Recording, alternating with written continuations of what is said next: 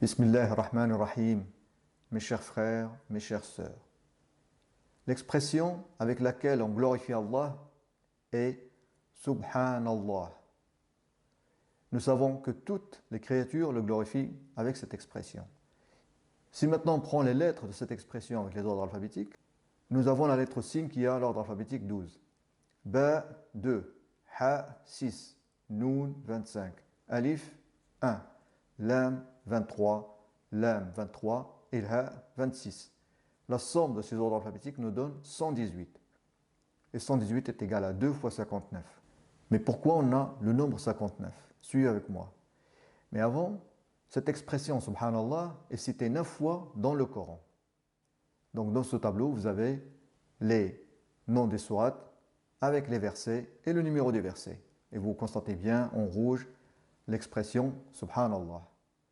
Donc en français, nous avons les noms avec les versets.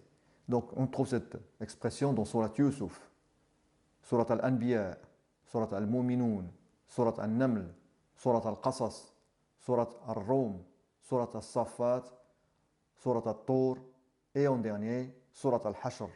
Et Surat Al-Hashr, comme vous le remarquez, là, numéro 59.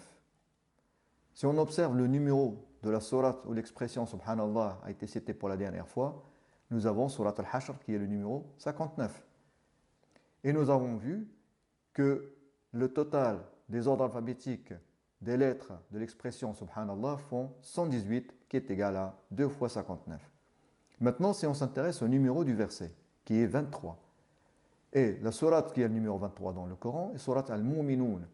Et il compte 118 versets. Regardez bien le nombre, 118. En effet, 118 est également la somme des ordres alphabétiques de l'expression Subhanallah. Et 118 est égal à 2 fois 59.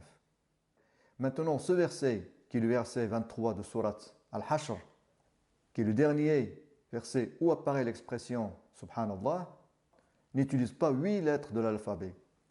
Nous avons les lettres avec les ordres alphabétiques. Nous avons la lettre Tha, ordre alphabétique 4. Kha, 7. Sad, 14. Dad, 15. Ta, 16. Dha, 17. Ghain, 19. Et Fa, 20. La somme de ces ordres alphabétiques nous donne 112. Mais pourquoi on obtient le nombre 112? En effet, dans le Coran, la sourate qui est le numéro 112 est sourate Al-Ikhlas. C'est la seule sourate du Coran qui ne traite que l'unicité d'Allah. Si on médite bien sourate Al-Ikhlas, nous en constaterons que sourate Al-Ikhlas affirme l'unicité d'Allah. Sourate Al-Ikhlas est la seule sourate où on trouve une seule kasra, c'est-à-dire cet accent qui permet d'avoir le son « et » en arabe. Cette kasra se trouve sous la lettre lam dans le mot yalid. Ce lam se situe exactement au milieu de Surat Al-Ikhlas. En plus, le mot yalid est le mot qui se trouve au milieu des mots de Surat Al-Ikhlas aussi. Maintenant, si on prend ce mot qui se trouve au milieu de Surat Al-Ikhlas, qui est le mot yalid, qui veut dire enfanter, avec les ordres alphabétiques, nous avons la lettre ya qui est l'ordre alphabétique 28, la lettre lam 23, la lettre dal 8. Si on fait la somme, on obtient 59. Remarquez bien le nombre 59 qu'on vient de voir.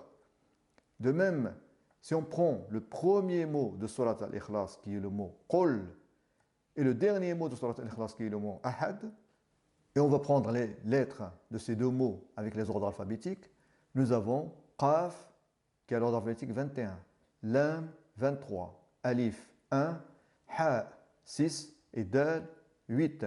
Et la somme de ces ordres alphabétiques nous donne aussi 59. Subhanallah. Maintenant, on va revenir aux 9 sourates où on trouve l'expression Subhanallah. On a dit que cette expression se répète dans 9 sourates du Coran. Si on additionne maintenant les numéros de ces 9 sourates, nous avons 12 plus 21, plus 23, plus 27, plus 28, plus 30, plus 37, plus 52 et plus 59. On obtient le nombre 289. 289 est égal à 17 fois 17. Mais pourquoi on obtient le nombre 17? En effet, si on regarde bien dans le dernier verset où on trouve l'expression Subhanallah qui est dans Surat Al-Hashr, qui est le numéro 59, et le numéro du verset est 23, nous allons compter les mots du verset numéro 23 et nous allons constater que le nom Allah qui se trouve dans l'expression Subhanallah est le 17e mot depuis le début du verset. Donc, comme on a vu, dans le dernier verset où apparaît l'expression Subhanallah, le nom Allah couplé au mot Subhanallah est le 17e mot depuis le début du verset. Et le nombre 59 est un nombre premier et qui se classe 17e parmi les nombres premiers. Si on cherche maintenant dans le Coran la sourate numéro 17, on va trouver qu'il s'agit de sourate Al-Isra. L'étonnant, c'est que sourate Al-Isra est la seule sourate du Coran qui commence par le mot Subhana, qui se trouve dans l'expression Subhanallah. Barakallahu fikum, wassalamu alaykum wa rahmatullahi wa barakatuh.